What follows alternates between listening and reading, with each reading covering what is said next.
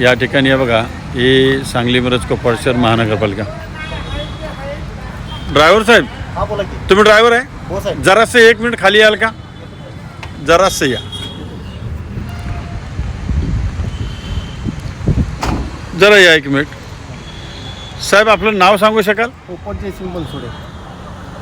पोपट साहेब, मला एक सांगा, आत्ता संजय नगरची वर्दी आपण का नाकारली हो? का गेला नाही तुम्ही? साहेब गाडीचं ऑइल बाहेर यायला लागलं या. मी बर. 2 वर्ध्या करून आलो या. बर एक आपल्या इंद्रानगर झोपडपट्टीची बर आणि दुसरी गोष्ट म्हणजे शामरावनगर मधली. बर ऑइल बाहेर यायला हा. लागल्यामुळं गाडीचं इंजिन जर जाम जर झालं हां, तर जबाबदार कोण घेणार? बरोबर गाडी जर मध्ये जर थांबली तर बरोबर. मग साहेब अवघडून बसल. बर त्यामुळे मी काय वर्दीत गेलो नाही.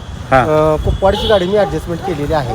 कुप्पडची गाडी तुम्ही पाठवून दिली हा, मी पाठवून आणि ही गाडी थांबली. आजच ऑइल बदली केली. आज सकाळी ऑइल बदली केली आहे साहेब. बर हा, ठीक आहे. गाडी खाली ऑइल खाली येतं या.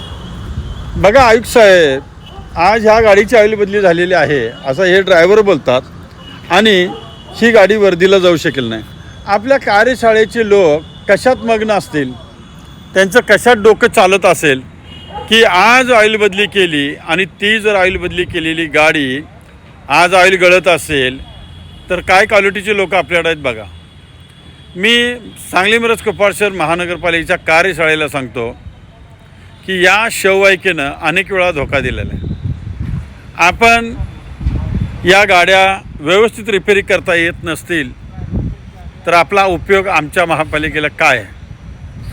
आमचा पैसा निष्कारण तुमच्या पगारापोटी जातो आहे असं आम्हाला वाटतं आहे.